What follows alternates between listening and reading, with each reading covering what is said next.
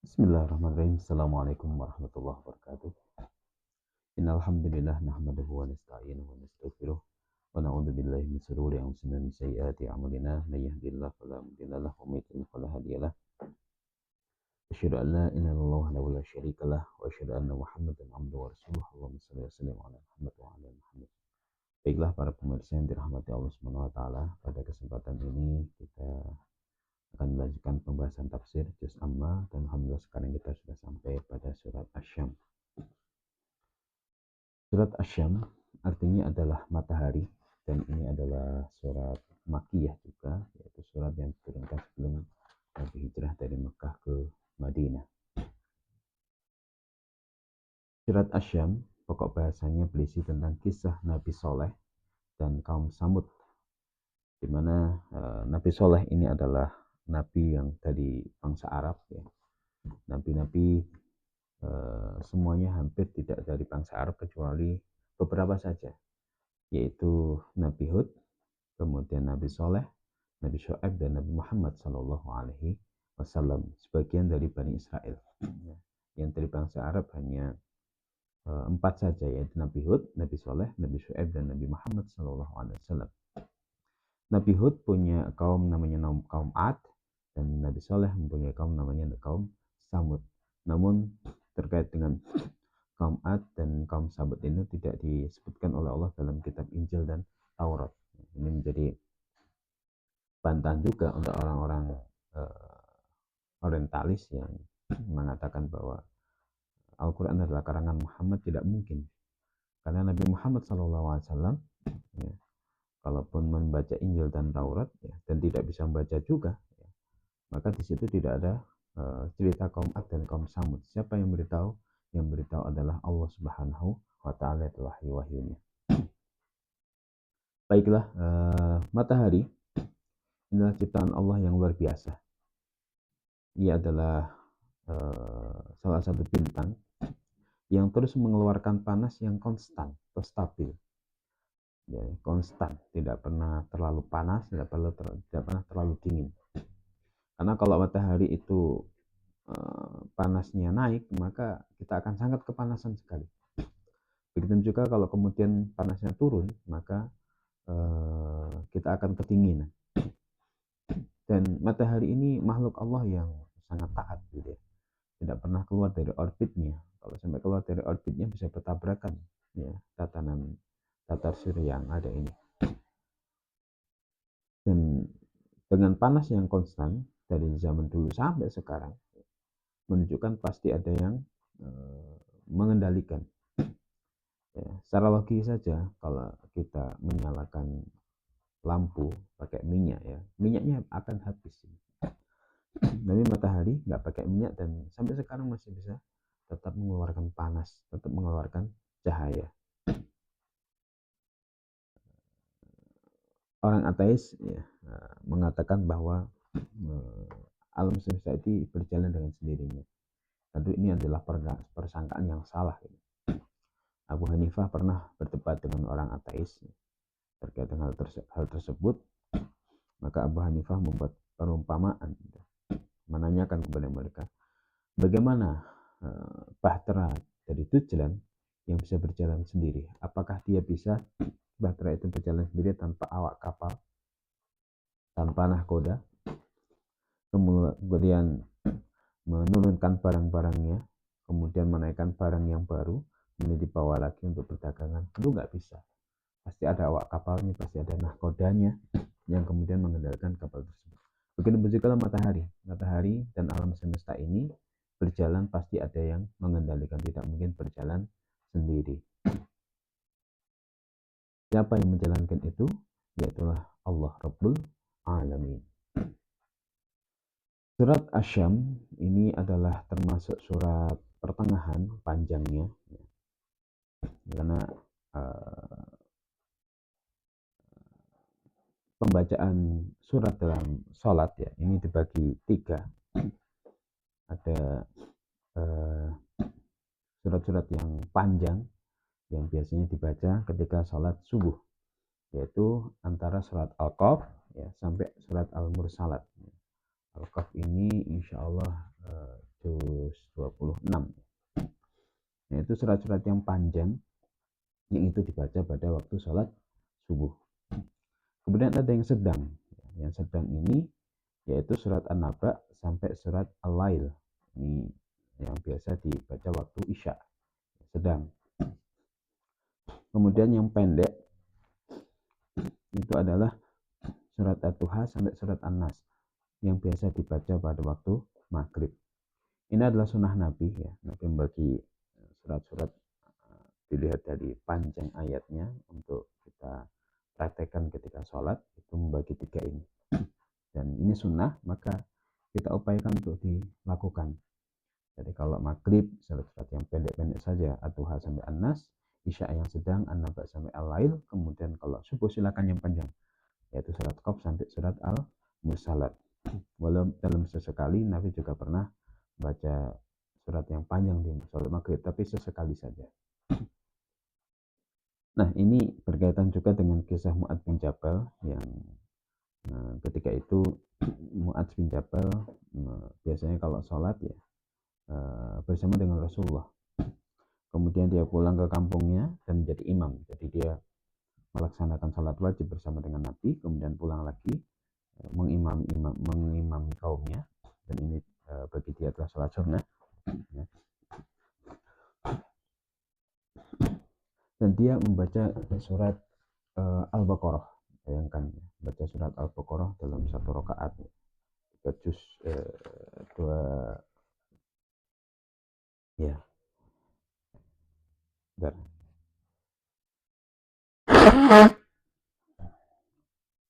Ya.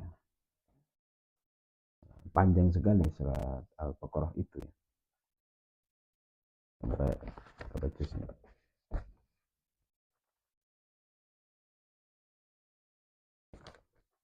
Al-Baqarah itu sampai juz 3, berarti 2,5 juz. 2,5 juz dalam 1 rakaat, Masya Allah. Nah, kemudian ada makmum yang nggak sabar, ya. Dia kemudian menyelesaikan sholatnya sendiri, ya. Kemudian dia pergi. Atas info tersebut, Mu'adz kemudian mengatakan bahwa orang itu adalah orang munafik. Kemudian orang yang dikatakan munafik tadi menghadap Nabi, menyampaikan kepada Nabi bahwa Mu'adz sholatnya terlalu panjang, baca surat Al-Baqarah gitu. Dan saya disebut sebagai orang munafik karena saya menyelesaikan sholatnya sendiri.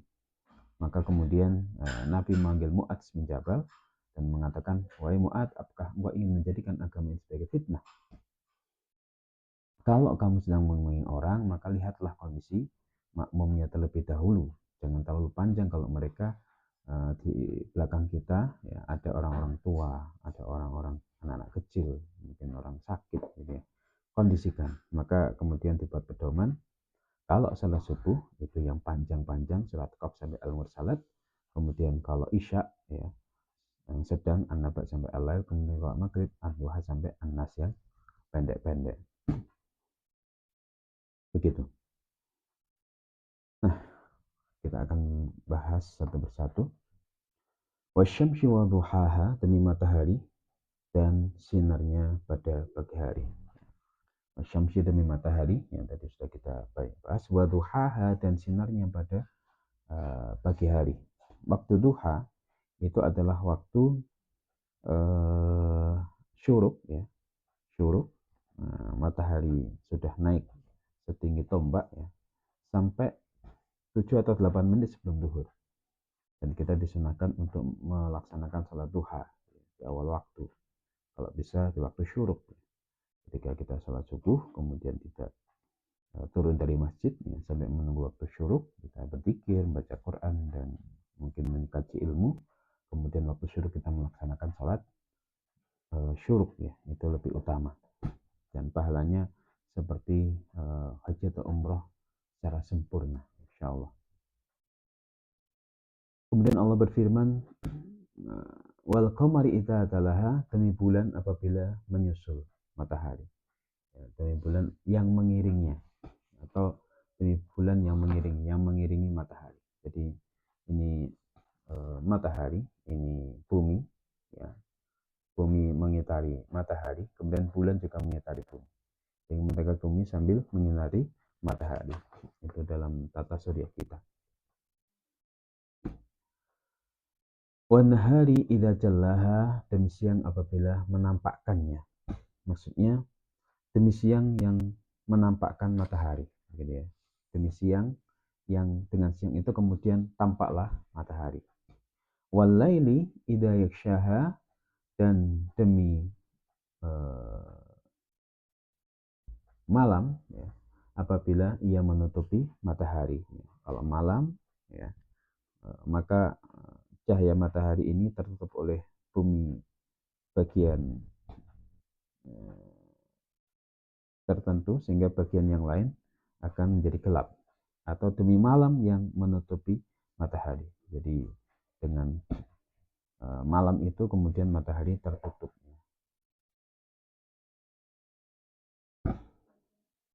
Wassama'i wama banaha, demi langit dan zat yang membangunnya.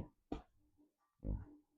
Kita tahu bahwa langit ini adalah makhluk Allah yang sangat besar, yang bisa kita lihat dimanapun, dan berdiri kokoh tanpa tiang. Siapa yang membangunnya? Allah Subhanahu wa Ta'ala. Wal ardi wa ma tuhaha, demi bumi dan zat yang dia menghamparkannya. Nah, bumi yang begitu besar dihamparkan oleh Allah Subhanahu wa Ta'ala sehingga kita merasa bahwa bumi itu sangat luas sekali. Ya, saking luasnya ya, kita ini belum bisa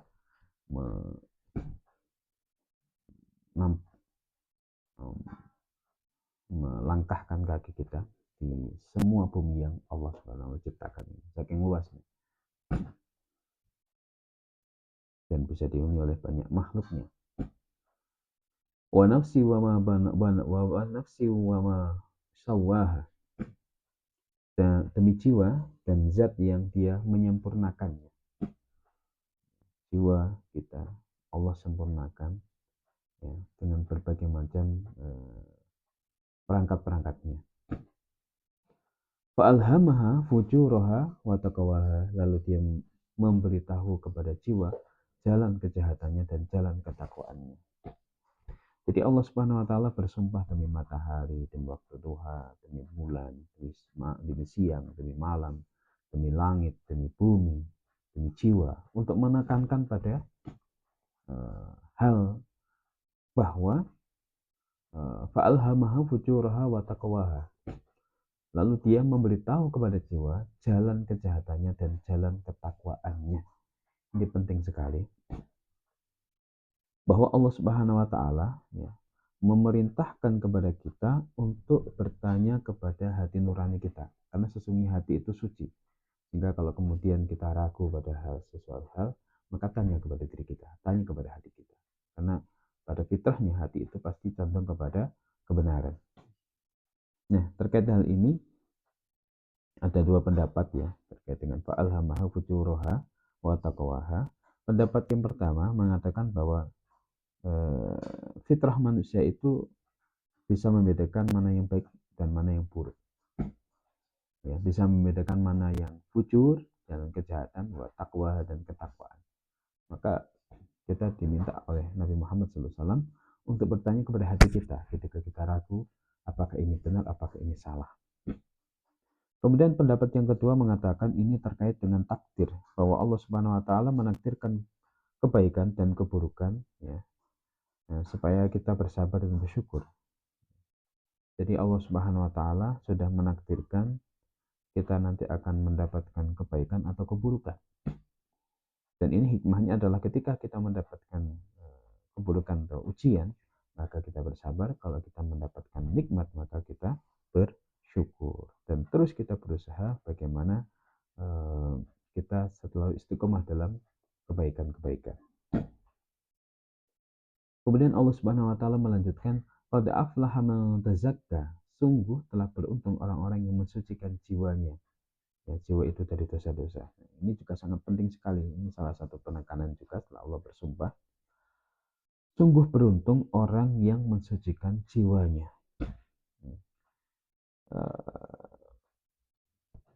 Memang orang itu akan bahagia kalau dia bisa mensucikan jiwanya.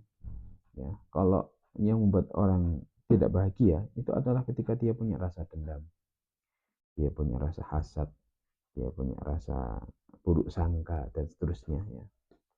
Maka ketika kita punya sifat-sifat seperti itu, minta kepada Allah supaya Allah mensucikan jiwa kita. Misalkan kita berburuk sangka pada seseorang, minta kepada Allah, ya Allah, saya berburuk sangka pada si fulan, maka tunjukkanlah mana yang benar. Maka insya Allah Allah akan tunjukkan mana yang benar.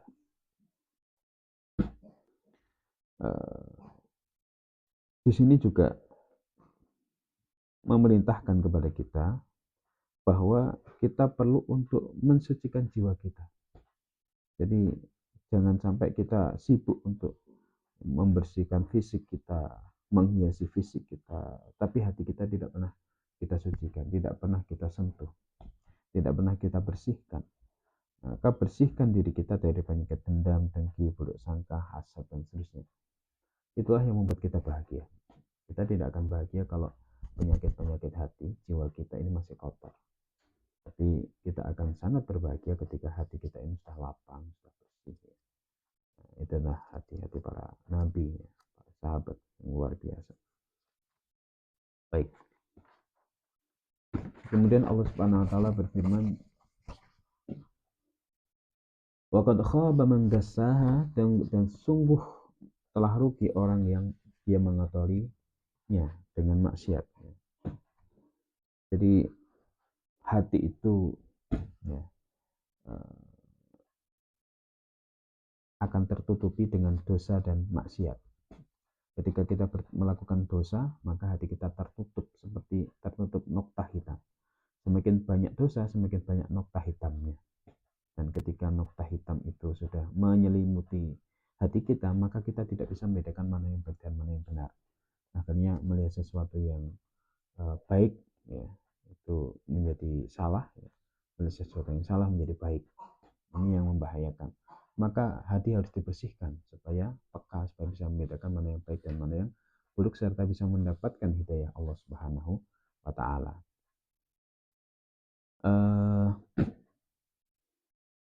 Yang mengotori hati itu salurannya ada 3. Yang pertama mata, yang kedua telinga, yang ketiga adalah mulut.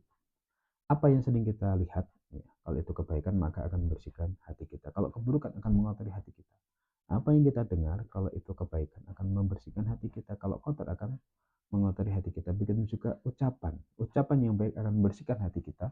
Ucapan yang buruk akan mengotori hati kita. Maka 3 hal ini harus kita jaga supaya hati kita tetap bersih. Kemudian Allah Subhanahu wa taala memberikan contoh orang yang mengotori hatinya, yaitu kaum Samud, ya, kaum Ad dan kaum Samud, yang ini tidak diceritakan dalam Injil dan Taurat. Kadzabat Samudu bitaqwaha, telah mendustakan Rasul, yaitu Nabi Soleh, Samud, kaum Samud bitaqwaha, dengan kesewenangan-wenangannya. Idzin ba'asa ashqaha, ketika bangkit atau pergi, yaitu dengan menyembelih unta betina, orang yang paling celaka di antara mereka adalah Khudr bin Salih. Faqala lahum Rasulullah naqatallahi wa suqiyaha, lalu berkata kepada mereka Rasul Allah, yaitu Nabi Soleh, naqatallah, biarlah unta betina dari Allah itu, wa suqiyaha, dan hari minumnya terdapat terhadap air bagiannya. Fakadzabuhu fa'aqaruha, lalu mereka mendustakan ucapannya. Fa'aqaruha, lalu dia menyembelihnya untuk mengambil bagian air minumnya. Fadamdama alaihim, maka membinasakan dengan memberikan azab kepada mereka Rabbuhum, dan pencipta mereka, bidambihim, karena dosa mereka, fasawwa, lalu dia meratakan negerinya dengan tanah. Ya, ini ada sebuah kisah bagaimana kaum Samud ketika itu membangkang, ya, tidak mau beriman kepada Allah. Tapi Nabi Soleh, ya, ini terus berdakwah, tidak putus asa, sampai kemudian kaum Samud ini bosan, ya, didakwai terus oleh Nabi Soleh. Kemudian mereka meminta suatu permintaan yang mustahil bagi mereka, ya. supaya Nabi Soleh tidak bisa mewujudkan itu dan mereka tidak akan beriman. Mereka mengatakan bahwa, wahai Nabi Soleh, kami akan beriman kalau engkau bisa mengeluarkan onta dari batu, dan onta itu ciri-cirinya onta yang tinggi, kemudian putih dan bunting ya, yang keluar dari batu. Mereka mengatakan ini bukan supaya mereka beriman, tapi sebenarnya mereka ingin Nabi Saleh melakukan sesuatu yang mustahil. Dan dengan itu ketika Nabi Saleh tidak bisa mewujudkannya, mereka tidak akan beriman dan Nabi Saleh berhenti berdakwah. Itu maksudnya. Tapi Allah Subhanahu wa taala ya Maha berkehendak, apapun yang dikehendaki pasti akan terjadi. Maka kemudian Nabi Soleh sholat dan berdoa, maka benar muncullah onta ya dari batu ya, sesuai dengan yang mereka ciri-cirikan. Ontanya tinggi, warna putih ya, dan bunting ya, tentu betina. Nah, maka kemudian apakah mereka beriman? Ya, sebagian kecil mereka beriman, tapi sebagian besar mereka tidak beriman. Dan lagi-lagi ya, sebagaimana kaum-kaum kafir pada umumnya ya, ketika Nabi memperlihatkan mukjizat kepada mereka, mereka mengatakan ini adalah sihir begitu ya. Ini adalah sihir. Jadi mereka tetap tidak mau beriman ya, kecuali sedikit saja. Kemudian Nabi Soleh mengatakan kepada mereka, ini adalah ontanya Allah. Nah kata Allah, nah kata Allah, onta dari Allah Subhanahu wa taala. Biarkan dia dan jangan mengganggu ya.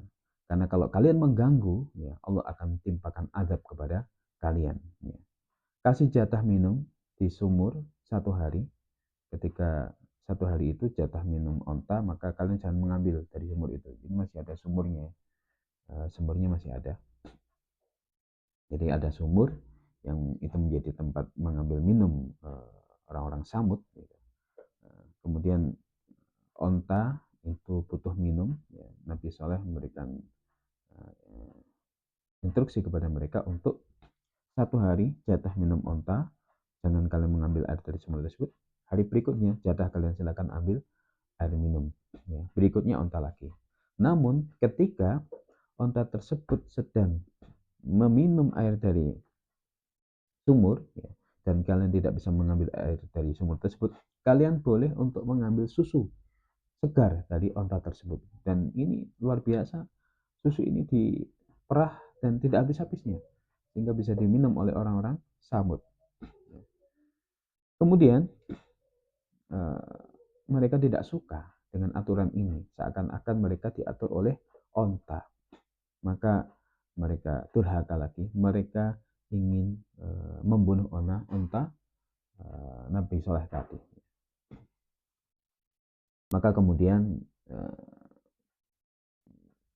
bangkitlah atau pergilah ya orang yang paling celaka, yaitu yang membunuh onta itu, namanya Qudar bin Salif ya. Ya, jadi yang membunuh onta itu adalah Qudar bin Salif. Kenapa Qudar bin Salif membunuh onta tersebut? Walaupun sudah diingatkan bahwa kalau kalian membunuh onta tersebut maka Allah akan menimpakan azab. Karena ketika itu Qudar bin Salif diiming-imingi akan dinikahkan dengan salah seorang di antara mereka yang anaknya berparas cantik ya. Wanita itu membuka cadarnya dan ternyata cantik ya. Kemudian Qudar bin Salif ya, dia tertarik ya dan mau menerima tawaran itu. Kemudian dia membunuh ontanya Nabi Soleh. Nah, yang membunuh ontanya Nabi Soleh ini hanya Qudar bin Salif, tapi tim bencana ditimpakan kepada semuanya, menunjukkan bahwa bisa jadi yang melakukan hanya satu orang, tapi yang lain menyepakatinya, ini juga sama saja, ya, akan mendapatkan azab atau akibat dari kedurhakaannya tersebut. Maka ditimpakan azab kepada semuanya, walaupun yang membunuh satu, tapi itu atas kesepakatan bersama. Bahkan kemudian, ya, karena onta itu sudah dibunuh, ya, mereka sebenarnya juga takut ya bahwa azab dari Allah yang disampaikan oleh Nabi Sulaiman akan terjadi. Maka kemudian sebagian dari mereka yang berjumlah 9 orang ini berencana membunuh Nabi Soleh. Nabi Soleh sebelum Allah menimpakan azab tersebut. Tapi Allah Subhanahu Wa Taala ya, sebelum 9 orang ini membunuh Nabi Soleh, 9 orang ini sudah dibunuh oleh Allah Subhanahu Wa Taala, dimatikan dulu oleh Allah Subhanahu Wa Taala. Kemudian Nabi Soleh berkata, kalian tunggu ya waktu 3 hari, ya, tunggu sampai 3 hari, ya, maka akan datang azab. Konon mereka ini membunuh ontanya Nabi Soleh pada hari Rabu, dan azab turun pada hari Ahad. Hari Rabu dibunuh, kemudian hari Kamis, ya, mereka sebenarnya juga agak takut ya, tapi ternyata hari Kamis lewat. Tapi sebagian di antara mereka sebenarnya menyesal gitu, karena telah membunuh ontanya Nabi Soleh, tapi penyesalan tidak ada gunanya karena sudah terlanjur membunuh. Kemudian hari Jumat ya mereka tunggu nggak ada apa-apa, hari Sabtu nggak ada apa-apa, barulah hari Ahad itu Allah Subhanahu wa Ta'ala timpakan azab kepada mereka. Azabnya berupa apa? Azabnya berupa gempa di bumi dan guntur di langit. Jadi di atas guntur, di bawah gempa. Ya, Masya Allah. Akhirnya mereka diazab semuanya, tidak ada satu